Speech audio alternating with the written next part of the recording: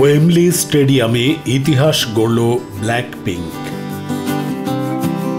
Blackpink যেন পণ করে এসেছিল প্রমাণ করবে তারাই এ সময়ের দুনিয়ার সেরা গার্ল গ্রুপ।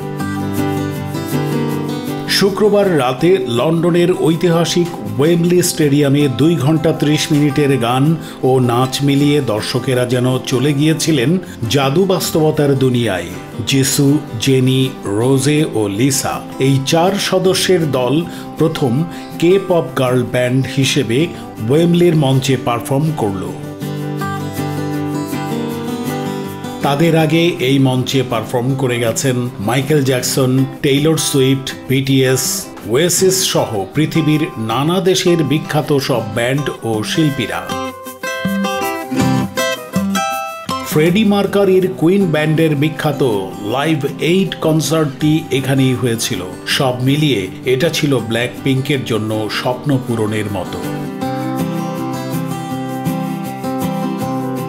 ওয়েমলিতে পারফর্ম করা ব্ল্যাকপিঙ্কের জন্য সম্মানের। 70,000 দর্শক যুক্ত হয়ে এই রাতকে অসাধারণ করে তুলেছিল। ব্ল্যাকপিঙ্কের জেনি আরও বলেন, এটা এক মহাকাব্যিক স্বপ্ন, এখনো বিশ্বাস করা মুশকিল।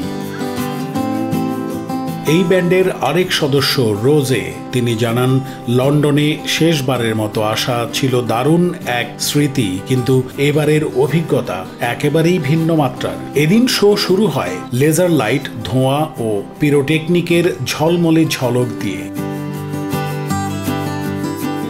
মঞ্চে উঠেই kill this love, how you like that ও পিঙ্ক ভেনমের মতো 3টি হিট গান পরিবেশন করেন ব্ল্যাকপিঙ্ক। দর্শকরা ততক্ষণে মজে গেছেন সুর আর নাচের জাদুতে।